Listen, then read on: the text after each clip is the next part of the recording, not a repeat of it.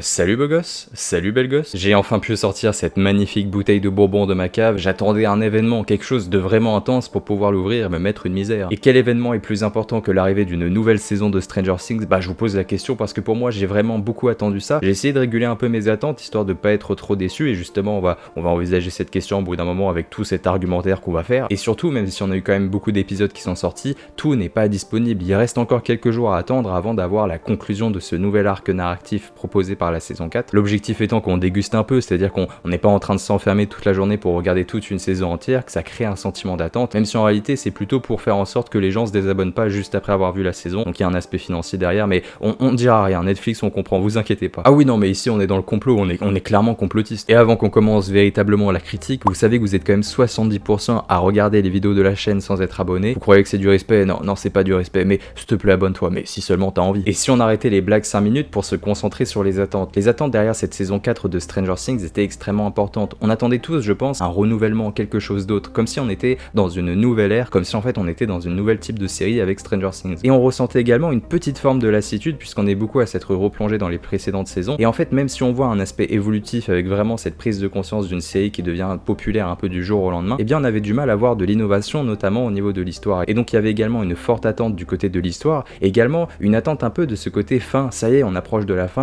et il faut qu'on ressente cela avec cette saison 4. Et donc au-delà de cette forte demande de renouvellement, que la série se renouvelle, qu'elle propose de l'innovation, il y a vraiment quand même une grosse pression sur ses épaules. Parce que je sais pas si on se rend compte, mais Stranger Things, c'est un peu comme quand on allait voir Harry Potter au cinéma, c'est un peu l'événement que tout le monde regarde, que ce soit les entre guillemets spécialistes qui aiment l'horreur, ceux qui aiment les années 80, ou ceux qui font partie d'un public un peu plus populaire, qui regardent pas beaucoup de séries, qui regardent juste Stranger Things, parce que oui, il y en a. Et bien la série doit contenir tous ces publics différents. Il y a même des darons qui regardent ça, il y a même des darons qui ont 80 ans, enfin tu vois ce que je veux dire, des grands-parents plutôt que des darons, ouais. C'est vraiment une série qui englobe tout, qui est extrêmement populaire, et pour moi je vois ça comme un événement, un peu comme l'un des plus gros événements de l'année, et rien que pour cela il faut comprendre cette influence et la pression qu'elle avait sur ses épaules. Alors du coup, est-ce que c'est le cas? Est-ce que Stranger Things saison 4, ou du moins cette première partie de la saison 4 est bonne et elle laisse apparaître de l'espoir et de l'innovation? Bah on va commencer la critique tout simplement. Cette nouvelle saison de Stranger Things nous propose de retrouver nos différents protagonistes de la saga devant une nouvelle fois affronter la menace du monde à l'envers. L'intrigue se veut beaucoup plus intense en séparant nos personnages sur divers points du globe. Le spectateur se pose alors la même question que les personnages. Existe-t-il une solution pour enrayer définitivement la menace au cœur de la mythologie de la saga et au cœur du monde à l'envers? Et ne passons pas par quatre chemins, j'ai beau adorer les précédentes saisons, les saisons 1, 2, 3 souffrent d'un schéma narratif qui est bien trop similaire et on a du mal à voir de l'innovation au niveau de l'histoire. C'est toujours un peu le même schéma, c'est-à-dire qu'on a la menace du flagelleur mental, l'espèce un peu de boss du monde à l'envers. Ce monstre réussit à trouver une sorte de porte ou de voie pour intervenir dans notre monde, et donc ça provoque des conséquences un peu loufoques, presque surnaturelles sur notre monde réel. Les personnages doivent donc contrecarrer ça, ils doivent trouver en quelque sorte un moyen de fermer ces portes, et à la fin tout le monde réussit parce qu'on a gagné, et à la fin le monstre est encore de retour. Enfin bref, t'as compris, on est dans un schéma narratif qui se répétait pas mal avec les différentes saisons précédentes. Et je suis tellement heureux de vous dire qu'avec ces premiers épisodes, parce que encore une fois on n'a pas la conclusion de cette histoire, mais Stranger Things saison 4 propose enfin une bribe d'histoire qui est complètement différente et qui prend enfin de l'innovation et un parti pris. Et j'ai pas peur de le dire, mais l'histoire sert vraiment les propos qui sont proposés, et surtout ça permet de donner une nouvelle mythologie à la saga. C'est bien plus qu'une reconstruction, c'est vraiment de l'innovation au niveau de sa mythologie de base qui était quand même déjà fournie et remplie de mystères. Sauf que là les mystères ils y sont toujours, mais on va les développer et on va répondre à des points importants de l'intrigue pour essayer de creuser encore plus et voilà, bouleverser un peu la mythologie de la saga, ce qui est quand même quelque chose d'important et qui est pas facile à faire tous les jours, hein, mais vraiment. Et c'est pas une tâche difficile, c'est pour ça que je dis qu'il y avait pas mal de pression sur ses épaules. Avant ils aimaient bien développer des mystères, là on va aussi développer des mystères avec cette nouvelle saison. Il y a encore des choses qui sont irrésolues, mais on va répondre à des choses que tu attendais et surtout on va essayer de développer des points un peu culminants de l'intrigue pour donner un goût de fin, mais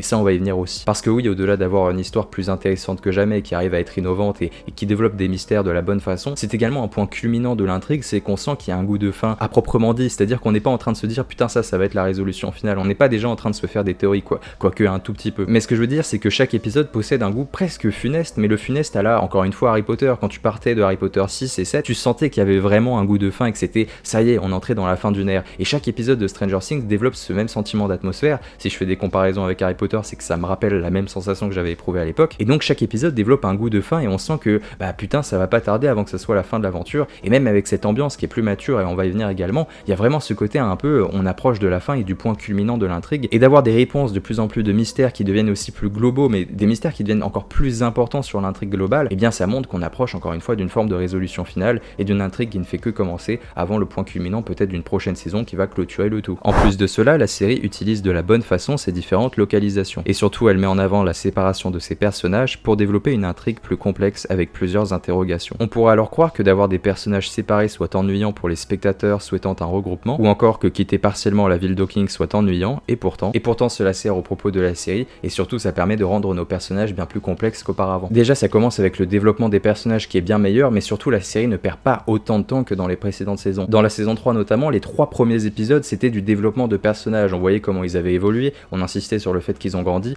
Là on retrouve à peu près les mêmes thèmes, ils sont en train d'évoluer, ils sont en train de devenir différents, mais ça dure qu'un épisode, et surtout les retrouvailles ne durent qu'un épisode. Après, une fois que cet épisode 1, le premier il est passé, ça y est, on va au cœur de l'aventure et on voit comment les personnages ils agissent par rapport au fil narratif principal. Et qu'est-ce que ça fait du bien de pas avoir plusieurs épisodes qui développent les personnages, qui nous font dire un par un, putain ça y est on retrouve lui, ça y est on retrouve lui, alors maintenant comment il a évolué, etc. Vraiment j'en avais rien à faire, et là la série a pris conscience de ça, ça y est on connaît les personnages, ils ont évolué, oui ils sont différents, mais quand même par rapport à l'intrigue et les années qui sont passées, pas dans la série mais dans la vraie vie, bah ça change un peu évidemment, mais et donc au lieu de nous prendre par la main comme un peu des débiles, là ça y est la série elle va juste faire les retrouvailles pendant le premier épisode, ce qui est plutôt logique puisque c'est une forme d'introduction, mais après on passe à autre chose, et là ça y est les personnages sont bien ancrés et ils vont produire des actions qui vont les rendre badass, plus intéressants, avec de nouvelles thématiques également qui vont s'y greffer. Il y a même des personnages qui deviennent plus intéressants parce qu'il y a des thématiques, j'attendais pas que Stranger Things aille dans ce genre de thématiques, notamment la thématique du deuil. Le deuil ça n'a jamais été présent dans Stranger Things, ou du moins pas aussi développé avec le personnage de Max. Max devient un personnage beaucoup plus intéressant qu'auparavant, avec des plans aussi qui sont un peu emblématiques, qui montrent une forme de tristesse. On va également insister sur la notion d'après, le fait qu'elle ait perdu son frère, et là je prends seulement l'exemple de Max, mais il faut vous dire que chaque personnage a un développement beaucoup plus complexe de ce type, et beaucoup plus intéressant, et surtout beaucoup plus adulte, et fallait que la série plonge dans un côté plus adulte, et là ça fait tellement du bien encore une fois. Et du coup avec cette thématique beaucoup plus adulte au niveau de l'histoire et également au niveau des personnages, bah ça m'a donné un truc, mais je sais pas si c'est mon inconscient qui travaille ou si c'est tout le monde a ressenti à peu près ça, mais j'ai vraiment eu le sentiment que la série, au-delà de travailler une forme de fin, travaillait également un côté un peu tension par rapport aux spectateurs. Attention, les personnages que vous voyez, à tout moment il y en a un qui peut véritablement mourir là. Il y a une espèce de tension et on ressent beaucoup plus le danger pour nos personnages, là où auparavant on savait que même quand ils étaient dans une situation de danger, à part peut-être pour Hopper, un peu spoiler par rapport à la saison 3, mais même lorsque Hopper il était prétendu mort, on savait qu'il était pas mort. À partir du moment où tu vois pas un personnage mourir face caméra dans une série encore plus, tu sais qu'il est pas mort, du coup il y avait pas beaucoup de tension. Mais là il y a vraiment un travail de la tension qui est effectué et on s'inquiète plus qu'auparavant pour nos personnages, et vu que cette direction est un peu plus sombre, et ça va être justement le troisième point de cette vidéo, de ce développement si je puis dire, eh bien oui, on a une forme d'inquiétude qui se creuse pour les personnages, en tout cas c'est ce que j'ai ressenti, et encore une fois ça fait du bien, cette intégration des spectateurs elle est encore plus importante que jamais. En revanche je trouve que certains thèmes contrastent trop avec l'ambiance générale de cette saison, que ce soit certaines intrigues amoureuses qui sont mal développées, ou des blagues produites par certains personnages, notamment Dustin, ce sont des erreurs en accoutumance avec la série qui ne le sont pas vraiment, puisque c'est purement ici une critique et un ressenti qui est personnel, parce que la série plonge dans une ambiance et dans une direction artistique qui est absolument phénoménale et qui va convenir aux fans de l'horreur, et c'est pour ça que je me permets d'en parler pendant un long moment à partir de maintenant. Et excusez-moi de reprendre l'exemple de Harry Potter, mais c'est le seul exemple que je sais que ça va parler à tout le monde, mais quand tu regardais Harry Potter 2 et que tu passais à Harry Potter 3, t'avais un énorme contraste. Harry Potter 2 c'est un film pour enfants presque, alors que Harry Potter 3 c'est un film un peu plus, t'as une teinte un peu plus horrifique qui se greffe, et tu vois vraiment un scindement entre le deuxième épisode et le troisième. Là c'est absolument le même sentiment que j'ai ressenti, c'est vraiment le fait qu'il y a un contraste par rapport aux premières saisons. On a une ambiance horrifique, des thématiques aussi beaucoup plus matures, et tout cela donne une ambiance beaucoup plus funeste. On retrouve un peu ce côté de la première saison. La première saison je l'ai toujours trouvé, je sais pas si c'est mes souvenirs qui sont biaisés,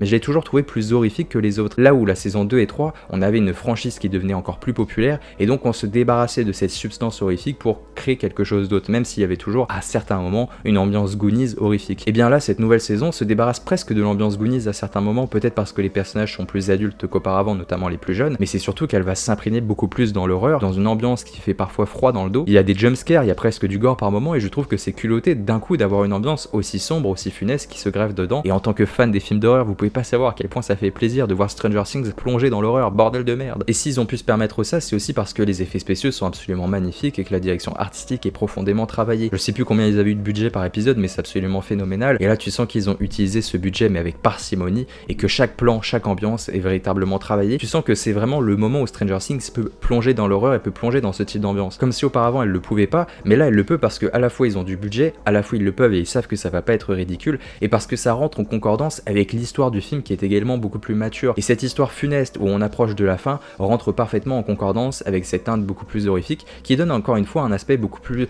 investi pour le spectateur, et on a affaire à des enjeux beaucoup plus importants, et ça passe encore une fois par cette ambiance qui est en concordance avec la série. Et ça fait du bien parce qu'on a enfin une saison qui est différente, en tout cas pour ces premiers épisodes. Encore une fois, on n'a pas la fin, et ça se trouve avec le dernier épisode, je vais dire, mais c'était nul à chier, alors, enfin, je pense pas, honnêtement, je pense pas, vu l'intrigue, je pense pas. Ce qui est cool, c'est qu'on a une série qui est populaire, et donc on pourrait se dire, bah, elle va devenir encore plus populaire au fur et à mesure des saisons, et donc elle va essayer de réduire ce côté horreur pour justement s'adresser au plus grand nombre. Et c'est pas le cas, au contraire, mais pourtant, la série, malgré le fait qu'elle arrive à être beaucoup plus horrifique, elle est peut-être un peu plus complexe que d'habitude, et plus long aussi, il y a peut-être un peu plus de périodes où il se passe pas grand chose, même si c'est assez frénétique, mais il y a des moments où il se passe pas grand chose, c'est que du dialogue et on développe les personnages notamment, donc c'est peut-être un peu plus rebutant pour les spectateurs lambda, si je puis dire, qui regardent pas grand chose à l'année mais qui aiment juste avoir un grand spectacle, et vous avez totalement droit et vous avez totalement raison. Et du coup, je trouve que c'est couillu de restreindre un peu l'ambiance, l'histoire et les personnages, alors qu'on est encore une fois face à quelque chose d'assez populaire. Au final, cette nouvelle saison est absolument surprenante. J'avais fait exprès de baisser mes attentes par peur de voir une nouvelle saison similaire aux précédentes, et pourtant elle réussit en quelques épisodes à se réinventer. Plus qu'une réinvention, c'est comme si on avait toujours eu envie de voir cela sans le savoir, et maintenant que c'est devant nous, c'est comme une évidence. Et donc oui, j'ai pas peur de le dire, mais je trouve que pour le moment, cette saison 4 réussit à réinventer la franchise, comme si elle avait eu conscience qu'elle pouvait devenir plus complexe et aller dans des directions qu'elle avait peut-être un peu peur d'envisager auparavant,